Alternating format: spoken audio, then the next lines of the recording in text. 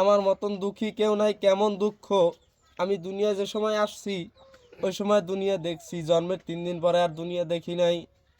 মায়ের একদিন জিগায়, মা তোমার চেহারাটা কেমন? কয়, বাবা আমি শ্যামলা। মায়ের জিগায়, বাবা তোমার চেহারা কেমন? কয়, আমি শ্যামলা। আমার চেহারা কিরম? কয়, তুমিও শ্যামলা। বাপের চেহারা কেমন? আব্বা কয়, আমি হইছি কালা। আব্বা তোমার হাতে এটা কি? কয়, আব্বা আমার হাতে টাকা। কয় টাকার নোট? কয়, বাবা 100 টাকার নোট। এরকম করতে করতে করতে করতে করতে করতে এখন আমি সবাইরে মানে মুখের মুখের চেনা চিনতে পারি, কিন্তু চক্ষু দিয়ে কাউরে জীবনে দেখি নাই। কারণ আমার চাচা আছে 2জন। একজন মেহমান আসলে বাইরের মানুষ নিয়ে খাওয়ায়, কিন্তু আমি একদার সম্মান পাই না। কারণ কি? আমি অন্ধ, অন্ধ বললে দোষী। ও আপনি অন্ধ দেখে আপনার হিংসা করে? জি। তা আপনি অন্ধ, এটা কি আপনার দোষ? না, সেটাই তো আমি বলি যে আমি অন্ধ, সেটা আমার দোষ। কয় তোরই দোষ। কে? আমি কই আমার দোষ হইলো কিভাবে? আর আমি জন্ম নিয়েছি মার গর্ভে, সে আমার চোখ ছিল। 3 দিন পর আমি মার কোলে বই জন্মের 3 দিন পর আমার মায়ের কোলে বই চক্ষু হারাইছি হোমিওপ্যাথির ওষুধের কারণে। আর আমার দোষ কি? কয়, হ্যাঁ, তুই কপাল চাইয়ে দোষ তোর। আর 3 দিন বয়সে আপনার হোমিওপ্যাথি ওষুধ খাওয়াইলো কেন?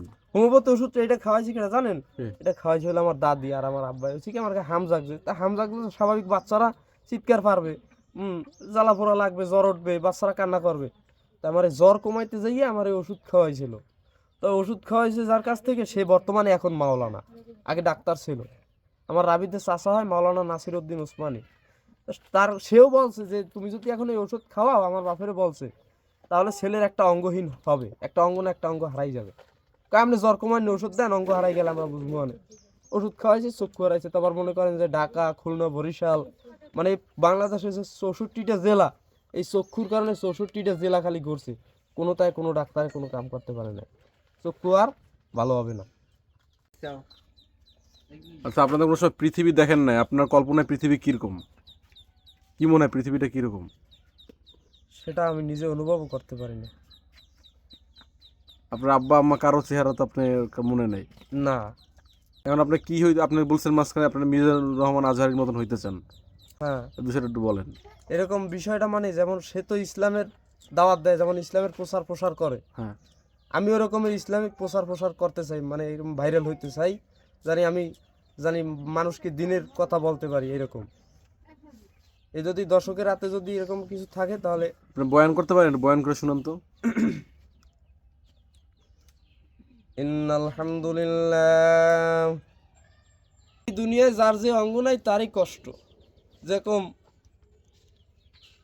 যে মায়ের সন্তান নাই তারও কষ্ট, যে সন্তানের মা নাই তারও কষ্ট। আল্লাহ পাক রব্বুল আলামিন বলছেন, গেলাসের ভিতরে পানি নিয়া, ওই গেলাসের ভিতরে একটা আঙ্গুল ভিজাইয়া, ওই আঙ্গুলটার পানির সঙ্গে গেলাসের পানি যেরকমের তুলনা করা যায় না, এই পৃথিবীটাও আমি যেভাবে বানাইছি, পৃথিবীর বান্দারেও যেভাবে বানাইছি, কবরে গেলেও এর পৃথিবীর তুলনা করা যাইবে না।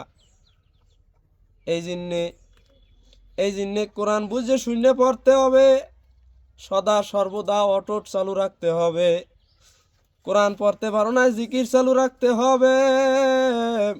চোখের পানি ছাড়তে হবে, কারণ জাহান্নামের আগুন চোখের পানি ছাড়া নেবে না। আমার সামনে হাজির যুবকেরা, মুরব্বী বাগানেরা,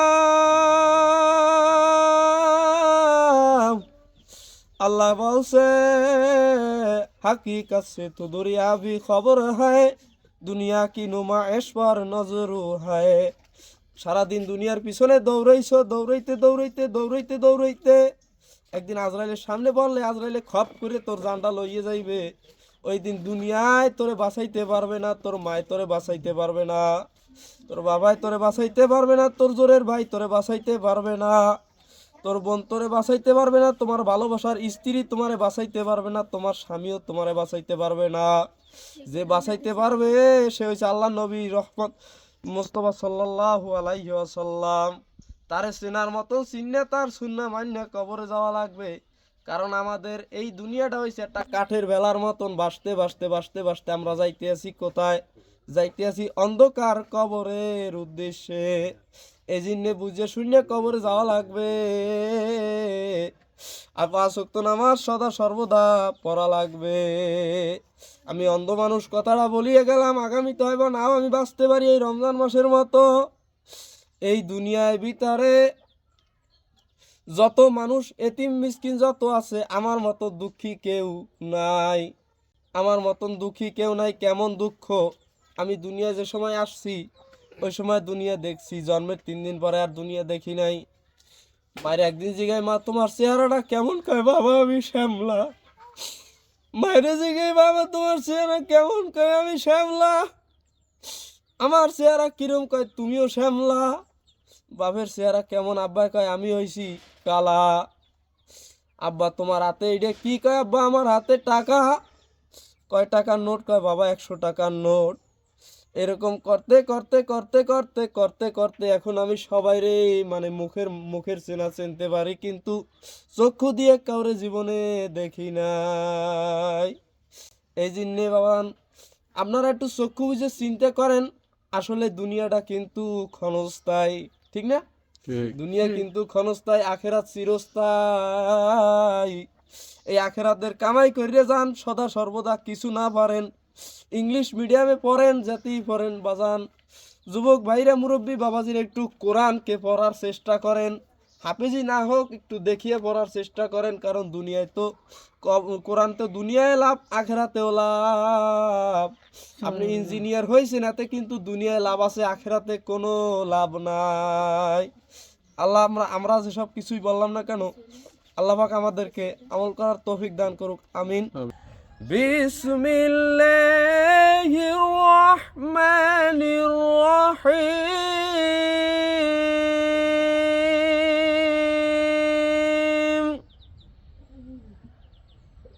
لم يكن الذين كفروا من أهل الكتاب والمشركين منفقين حتى تأتيهم البينة رسول من الله يتلو صحفا مطهرة فيها كتب قيمة وما تفرق الذين أوتوا الكتاب إلا من بعد ما جاءتهم البينات